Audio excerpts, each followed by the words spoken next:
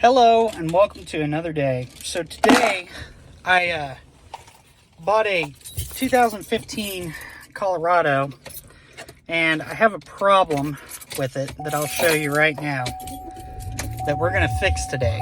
And I found a bunch of people are having the same issue on the 2015 to 2018 Silverado, Sierra, Colorado, Tahoe, and the Yukon. So I'm going to show you how to fix a screen issue on this without having to replace the entire unit. So here's one of the problems. So this whole section of the screen is completely dead. So I can't touch anything right there. Now if I go this way I can touch, but in that section of the screen it's just dead. Nothing works. There's another issue where randomly it'll get ghost touches and it'll touch all these buttons and change a bunch of settings and set random radio stations and change the volume, change the radio, all kinds of stuff. So it's because of this screen. Over time the digitizer in the screen goes bad and it just starts doing all kinds of crazy stuff. So I'll show you what it does. I'll drop that clip right now. So this is the issue I'm fighting with. Let's see if it'll do it. There it goes. It just randomly does like a bunch of ghost touches on the screen and does all kinds of weird stuff. So I'm gonna do a little research and see if I can figure out how to fix this. I'll make a video on it. So the fix for this is to get one of these. It's a digitizer and these are 170 bucks opposed to about $800 to $900 for the whole unit. You can get these on Amazon, eBay, all over the place. I'll drop the link to this one, and we'll see how this one works. It looks like a good quality piece. I'll undo it here in a little bit and show you. But I'll leave the link in the description so that you guys, if you want one, you can go get it. This was $170. I think with tax it was $185 and some change or something like that. Anyways, a lot cheaper than replacing the entire thing. So we're gonna get to work and rip this apart and I'll show you guys how to replace it. All right, I'm gonna try to do this as well as I can to show you guys everything. So if you don't have any of these, you need to get some. They're super cheap. They're trim removal tools. You can get them pretty much anywhere, fairly cheap. They're invaluable asset if you're doing any kind of work on cars fairly regularly. They'll make your life a million times easier so that you don't damage things whenever you're taking stuff apart inside your car. So we're gonna just pop this off. It's just push clips. Make sure that whenever you're doing this, you're not getting in and going crazy and getting behind the parts that are bolted in back here. Okay, that's all done. I've got to try to pop this loose. We're gonna go from this side. There we go. Didn't break anything, but you can see all these little pop clips are what holds everything in there. Now we've got 4 8mm here. We'll pop those off real quick. And before, I think I said these are 8mm, they're 7s. So we're gonna pop these all off.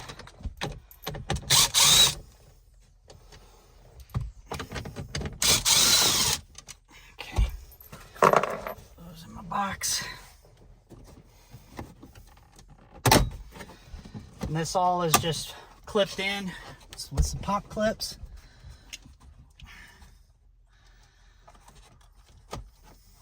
You've got some wiring back here that I can't see.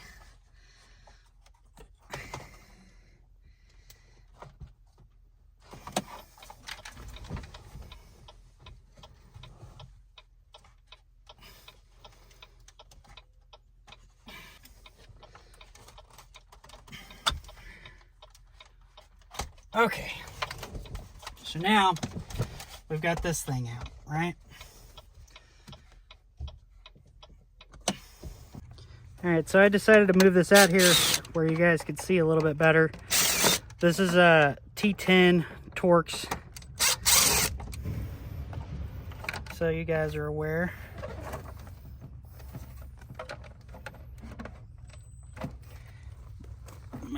pull those off the sides so I can get down in there a little easier. Give me a little better access.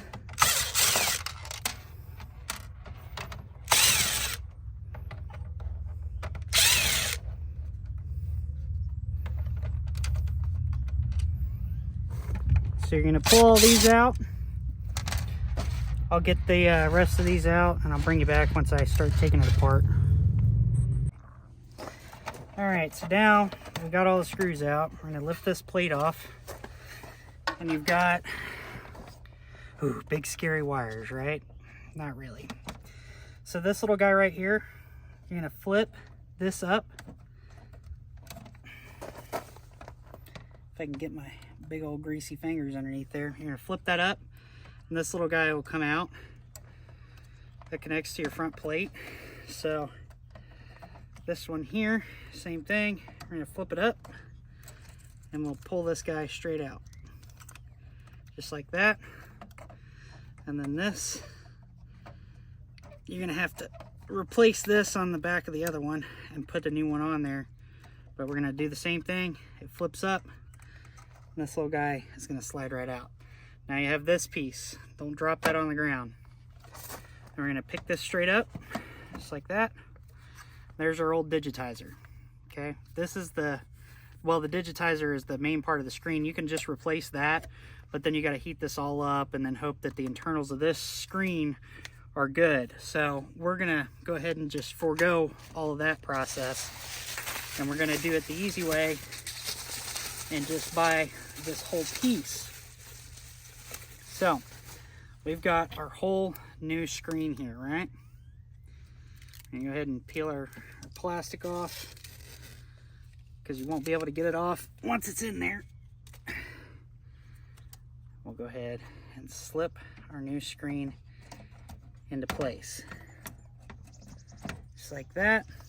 There's a nice felt piece on the inside of that there that will keep that from scratching the screen or anything.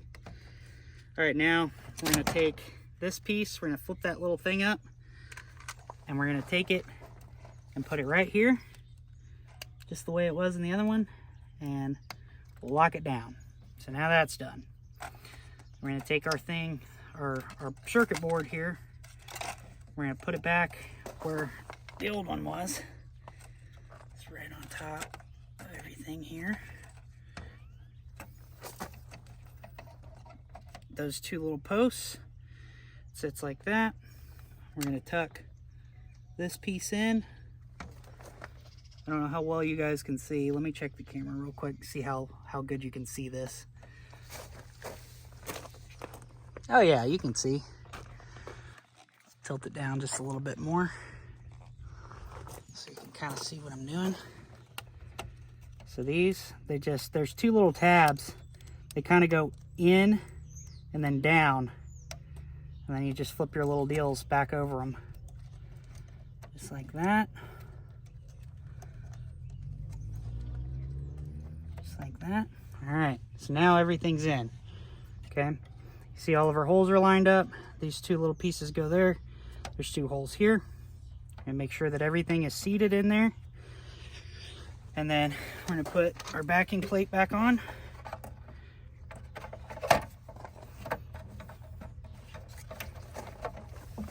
And this, you want to make sure that nothing's interfering, running into it. You're not pinching any wires or anything. It goes back into place fairly easy. You just got to kind of get the angle of the dangle right. There we go. And you've got some pins here on this side. See those pins? Those pins have to line up with all those holes. So don't try to force this thing down or you're going to bend all those pins. And that's where a plug goes right there. So last thing you want to do is bend your pins up. If you do bend them, I bent this one just a hair. We're going to go in there and just straighten it out just a little bit, just to make sure that when we plug it back in, it doesn't bend out of the way. So we want to make sure that everything's just as straight as it could be. All right, so now we're going to put all these screws back in and we'll reinstall it. Got our new screen all buttoned up. Put our air vents back on. We're gonna reinstall all of our little clips here. Try not to bash the screen on the shifter.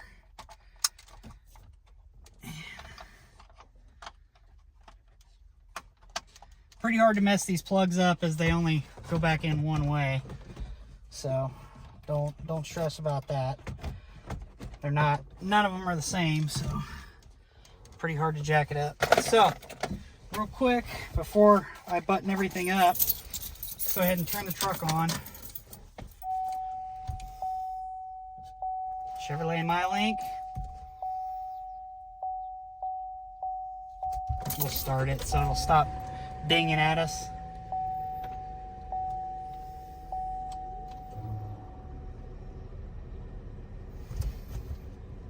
See if she boots up here.